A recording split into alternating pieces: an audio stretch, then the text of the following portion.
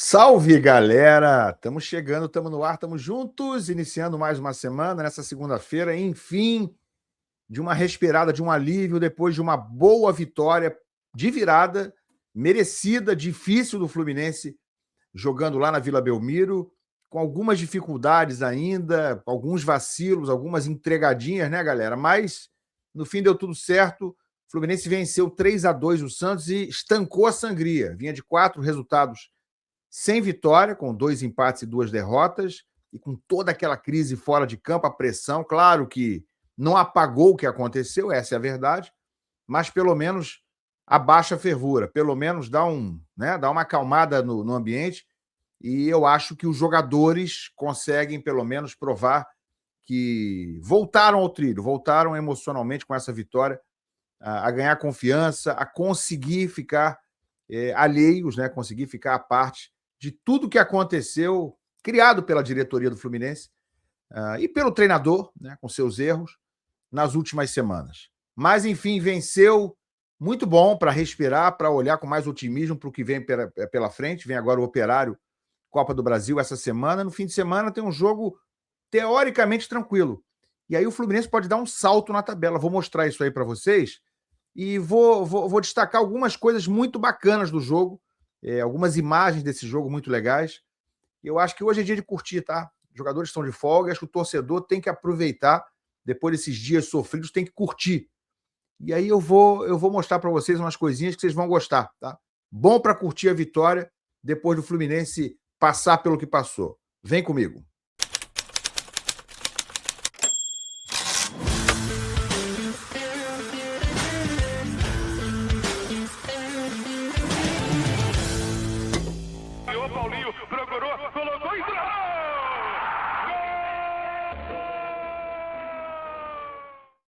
Tapete Grená para você, meu amigo, minha amiga, meus amigos. Se inscreve no canal aí embaixo, é de graça. Tem o botão da inscrição, tem o botão do like também. Procura aí, tá? Inscrição, tem like. Logo depois tem hype. Vai nos 3 aí, clica tudo rapidinho. Em 3 segundos você resolve esse problema e me ajuda aqui de graça. Tá bom? Galera, a Fluminense venceu. Os 2 que estão à frente dele na classificação também venceram. O Palmeiras ganhou em casa do Atlético Paranaense, um pênalti marcado nos últimos minutos para o Atlético Paranaense, mas aí o VAR chamou e eles desmarcaram. Para mim foi pênalti. Para mim errou o VAR, errou o juiz ao voltar atrás e o Palmeiras se deu bem. Tá? Tem discussão, que prendeu o braço, mas enfim. Gente, defensor não tem nada que abraçar atacante em lance de área. O cara tá abraçando o jogador, o Viveiros, jogador do Atlético Paranaense, que aí parece que também puxa o cara para cair junto com ele no chão. Mas por que o jogador do Palmeiras abraçou ele primeiro? Não tem nada que abraçar, cara. Lugar de grande área não é lugar de defensor abraçar atacante. Os caras marcam pênalti hoje que roça no cotovelo de jogador que tá de costas no lance. E não marca um pênalti desse? Com intenção do cara derrubar o adversário? Então, para mim, foi pênalti, errou o VAR. Tá? Ponto. Então, Palmeiras ganhou, Flamengo ganhou no Maracanã. Impressionante como o Flamengo passa por cima do Bahia sempre, né? O Flamengo fez um grande jogo ontem. Tá engrenando o Flamengo lá, né, galera? Tá ficando meio enjoado de pegar. Mas, enfim, então os dois estão à frente do Fluminense na classificação, sendo que o Flamengo tem o mesmo número de pontos, porém tem um jogo a menos, né? Olha aqui, ó, Palmeiras primeiro, 29 pontos, 12 jogos, Flamengo 23, 11. Fluminense também tem 23, mesmo número do Flamengo, mas com 12, com um jogo a mais. Mesmo assim, o Flamengo está à frente porque ele tem um saldo de 10. E o Fluminense só tem saldo de 6 gols, né? Porque marcou 21, tomou 15, o Flamengo marcou 20, mas só tomou 10. Então, o Flamengo tem um melhor aproveitamento, porque tem um jogo a menos, e está na frente pela questão do saldo de gols. Aí atrás vem o São Paulo, que perdeu nessa rodada para o Vasco, 20 pontos em 12 jogos, está 3 já atrás do Fluminense. E o Bahia também tem 20, tem 3 pontos a menos, mas tem um jogo a menos. Então, o Bahia, se fizer seu 12º jogo, ele pode empatar com o Fluminense. Assim, ontem nenhum resultado era ruim para o Fluminense no Maracanã. Claro que era melhor o Flamengo perder ou empatar. Mas o Bahia perdeu, acabou também ficando ali atrás do Fluminense com apenas 20 pontos. É isso.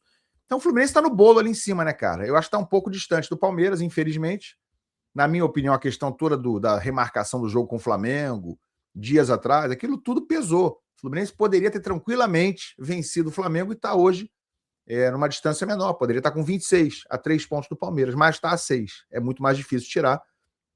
Então, aqueles 3 pontos lá do Clássico com o Flamengo, num oferecimento de Matheus Bittencourt e Mário Montenegro, entregues, oferecidos ao rival, esses 3 pontos, no fim das contas, podem fazer falta, podem dar até o título ao Palmeiras, ou tirar o Fluminense de uma Libertadores, por exemplo. Vai saber, né? Paciência. Tem que tentar virar essa página. É difícil, mas tem que tentar. Então, o Fluminense tem na semana que vem, galera, o jogo contra a Chapecoense, tá? No Maracanã, estou falando de Campeonato Brasileiro, porque antes tem agora, quinta-feira, o Operário de Ponta Grossa, lá no Paraná. Mas no fim de semana tem a Chapecoense em casa, em tese, teoricamente, um jogo que é para ser tranquilo. O Flamengo joga fora contra o Atlético Mineiro, domingo, fora, e o Palmeiras joga fora de casa, em Bragança, contra o Bragantino. Tudo bem que é estado de São Paulo, vai ter muita torcida do Palmeiras, mas o Bragantino em casa é um timinho enjoado, né? Um timinho chato de pegar. Ontem meteu 4 jogando contra o Remo, 4-2, tá? Outro dia ganhou de 3-0 do Flamengo. Então, é um jogo perigoso para o Palmeiras, que joga fora com o Bragantino, o Flamengo joga fora com o Atlético Mineiro e o Flu faz seu jogo contra a Chapecoense. De repente, é uma rodada para o Fluminense dar um salto e colar de vez no Palmeiras, ficar só a 3 pontos. Pode acontecer, né? A questão aí vai ser semana que vem, todo mundo ficar de olho, secar o rival, os rivais, no caso Palmeiras e Flamengo, para ver se o Fluminense se recoloca mais forte aí nessa briga pelo título. Que é isso que a gente está aqui para esperar, né? Agora de vaga na Libertadores, não. Tamanho do Fluminense é para buscar título.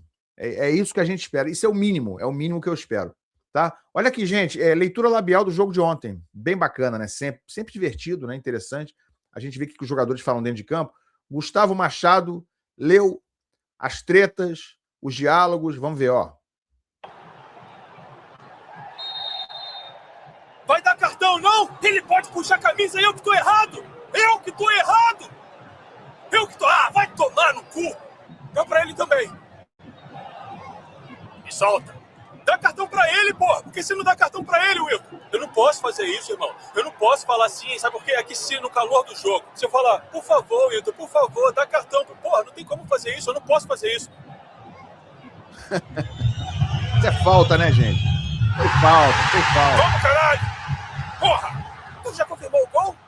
Confirmou o gol? Eu tô perguntando. Só tô perguntando, confirmou? Tá, tu confirmou? Pô, deixa eu falar uma coisa só. Ô, Wilton, vamos jogar, pô. Como você quer tomar, né? Rápido!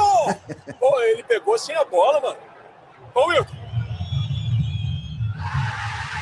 Ei, não cai no jogo dos caras, mano. Vem ver. Não, vem ver. Vem. Aqui, onde tá a bola? Coloca lá atrás, por favor. Põe lá.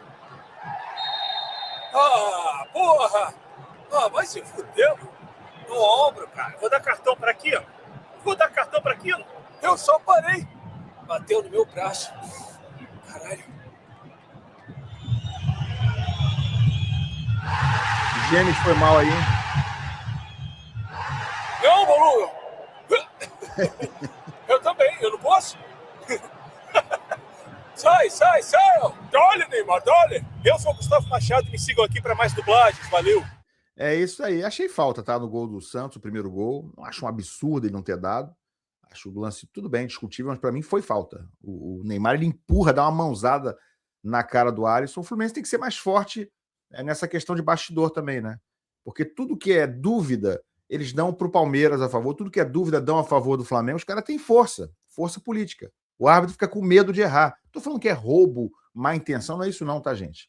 Tô falando o seguinte, o árbitro, ele se sente muito pressionado, o VAR, eles não podem errar contra esses times, né, que são fortes politicamente. Então, se ficou em dúvida, claro, tem que expulsar, acontece um lance muito claro, eles marcam contra o Palmeiras e contra o Flamengo. Mas esses lances duvidosos, o cara, ele se sente muito pressionado. Né? São times que hoje, de certa forma, são muito respeitados pela arbitragem. Eles têm muito receio de errar contra esses times. E aí ontem, para mim falta do Neymar no primeiro gol, tá? Não repito, não acho que seja um lance claríssimo, mas ali era no mínimo duvidoso. No mínimo o VAR tinha que chamar e falar, vem cá ver isso aqui, Wilton. Nem chamou. O VAR decidiu sozinho e falou, foi nada não, segue o jogo aí. Então o Fluminense está precisando de um pouquinho mais de força nesse bastidor aí. Galera, mostrar para vocês aqui, tá? Achei muito bacana os vídeos postados pela rede social do Fluminense, né, dos gols. Só golaço, né, gente? O Fluminense fez 3 golaços. Vamos ver eles aqui, ó. Esse aqui primeiro do Savarino.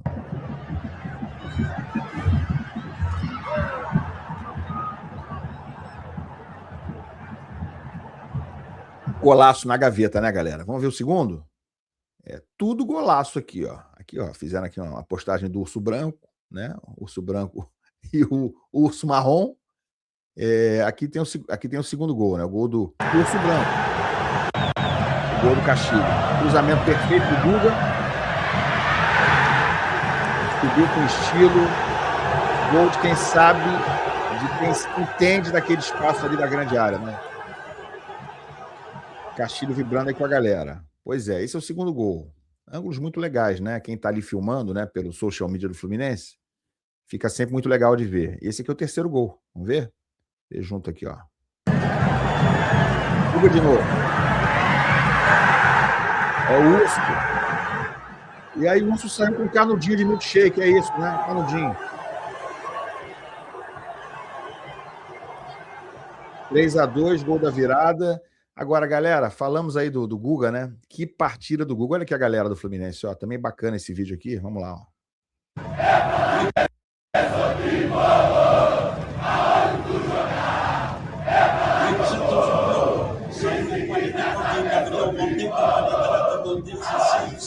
Galera que foi ontem a Vila Belmiro fez a festa, né?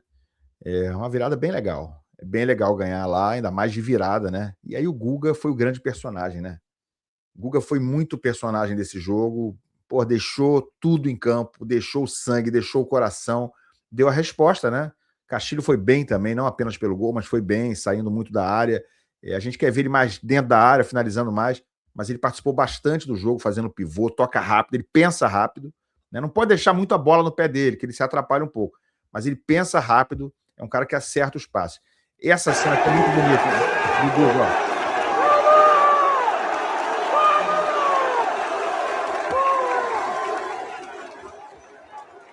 Galera gritando o nome dele, ó.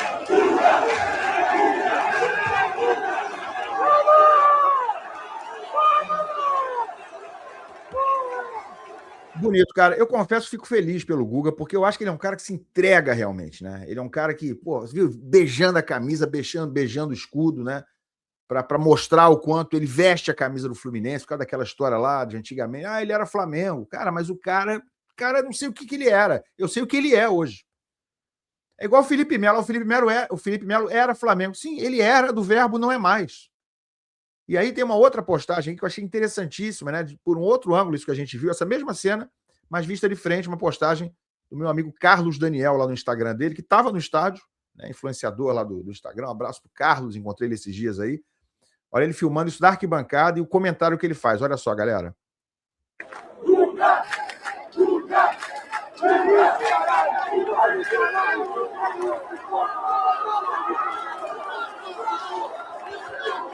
Ele tricolou pra caralho. Parabéns. Eu me arrepio tudo porque você merece, moleque. Que partida que você fez. Depois de colocar uma palavra errada na mídia, a torcida foi te pressionar, foi sujeito homem, desceu do carro, falou com a torcida e faz uma partida espetacular dentro da Vila Belmiro. É isso é ser Fluminense. Parabéns, Guga, pela partida. Que partida sensacional. E a torcida grita teu nome na arquibancada. É isso, Carlos. É isso, Guga. Eu acho que o espírito é esse aí.